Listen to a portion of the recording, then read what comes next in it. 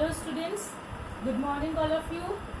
Today as we are starting our half yearly syllabus, so we will start our chapter 6. And what is this chapter 6? What is the name of this chapter 6? That is plants the producers. Okay. Now in this chapter we will learn that why the plants are known as the producers. Okay, producers means those who prepare food. Producers means those who prepares food for us. Okay, so you know very well that most of our food items we get from plants. That's why plants are known as producers. Okay. Now some of you are thinking that some of the food items we get from animals also, but animals also get their food directly or indirectly from the plants only. That's why plants are known as producers. Okay. Now why plants are known as producers? Because plants prepare their own food. Okay, because plants prepare their own food. They do not need the help of others. Okay, for example, like us, like the human beings, we prepare the food which we take from the plants. Animals prepare the food or eat the food which they take from the plants. But plants prepare their own food. And as the plants prepare their own food, that's why we call the plants as producers or autotrophs. Okay, autotrophs means, like we can say what is autotroph. So just here see, auto plus trophs. Auto means self, अपने आप से, and trophs means to prepare food, to get the food. That's why plants are known as autotrophs, because they prepare their own food. And why I have written over here those who prepares food for us? Because plants are only preparing the food by themselves for us. For us here indicates animals and human beings. Okay, so I hope you all are clear why plants are known as producers, because they prepare their own food. Now there is one question, that does all plants prepare their own food, or there are some of the plants which are responsible for the preparation of food? So the answer of this question is only green plants prepare their food. Green plants prepare food. Here why I have written green plants? Because green plants have a special pigment that is known as chlorophyll. What we call that special pigment? Chlorophyll. Okay, green plants have a special pigment.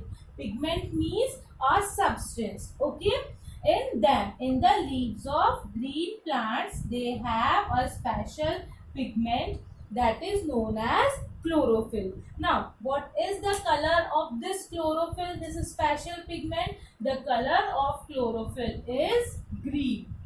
Okay, because of the presence of chlorophyll, plants are green in color. Okay, as the color of chlorophyll is green, and because of that only plants are green in color. And that's why I told you that only green plants will prepare the food. Why? Because this chlorophyll helps the plants in the preparation of food. Okay. Now, one question also comes in mind, that does only green plants prepare the food? Yes, in most of the cases, only green plants prepare the food. But there is one more plant, that is croton. That is croton. The leaves of croton is red in color. Okay, the leaves of croton is red in color. But in the croton, chlorophyll is present. Okay, as now you are thinking that ma'am, if chlorophyll is present, then why the leaves of croton are red in color? Because the red color is dominant in croton's leaves. Okay, and that's why the green color hides below the red color. Okay, and as the chlorophyll is also present in crotons, that's why croton also comes under the category of producers or autotrophs, because they have chlorophyll, and as they have chlorophyll, they can prepare the food. Clear, students? Now our next topic is, we will learn that which part of the plant prepares the food. You tell me, which part of the plant prepares the food? Obviously, the leaves are only responsible for the preparation of food. Okay, you know that there are different parts of the plant, but mainly we see that almost almost all the parts of the plant are similar, but there is the differentiation in their leaves. We can identify the different types of plants by their leaves. Okay, and you know that we have discussed also that leaves are green in color. And why the leaves are green in color? Because chlorophyll is present, and that's why leaves only prepare the food. Okay, as they have chlorophyll in that. Okay, students, now let's read about the leaf and its different parts.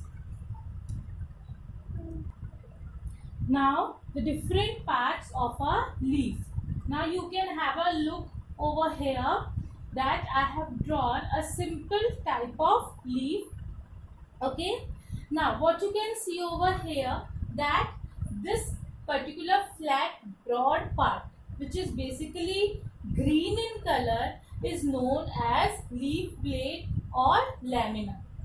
Okay, now if you have observed the leaf, then you know that there is like we can say stalk or a stick like structure by which the leaf is attached to the stem.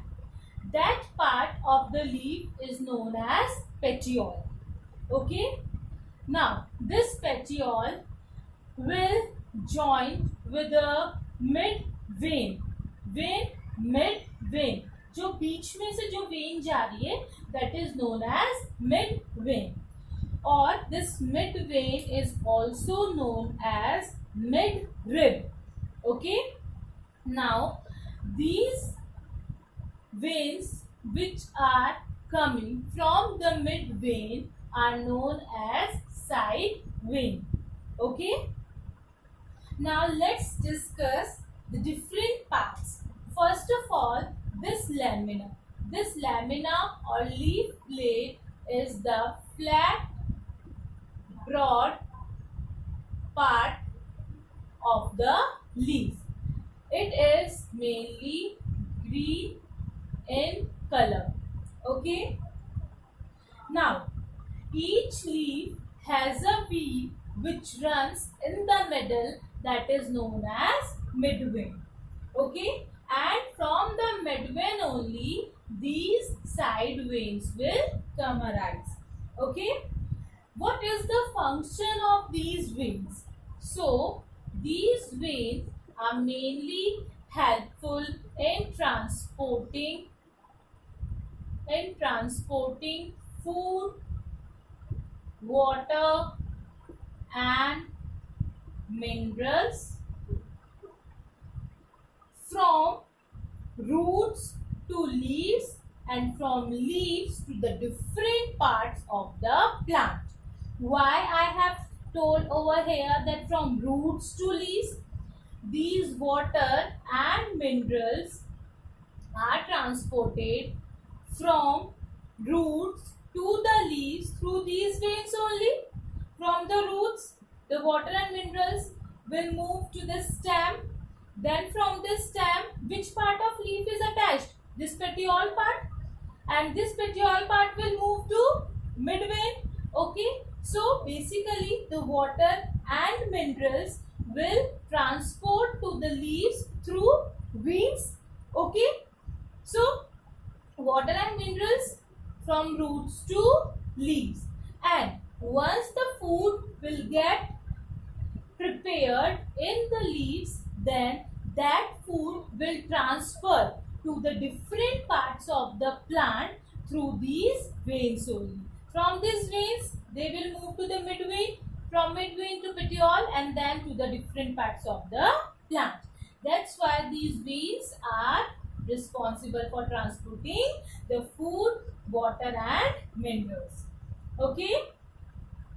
Now, you all are just thinking what ma'am has drawn over here. So this is basically the structure of the, and or we can say the part of the leaf which is underside. Underside means if this is the leaf, then the below part of this hand is the underside. So if this is the upper part of the leaf, then the below part of it you will get this type of structure when you will observe the leaf with a microscope. Okay, you will see that on the underside of the leaf there are stomatas. Okay, and what is the function of these stomatas? These are stomata. Okay, what is the function of stomatas?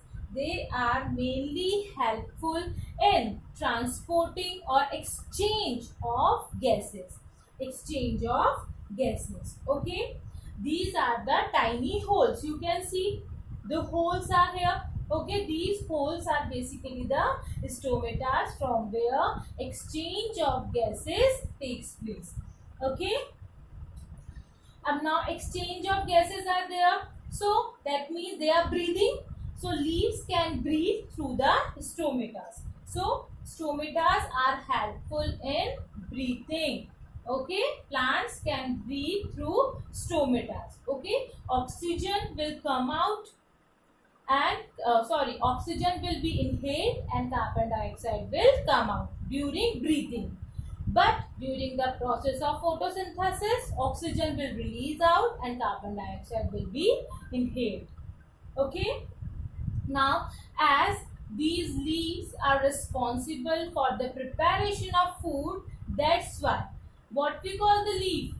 Kitchen of the plant or food factory. I can write over here, kitchen of plant. Kitchen of plant or food factory or food factory. Fine.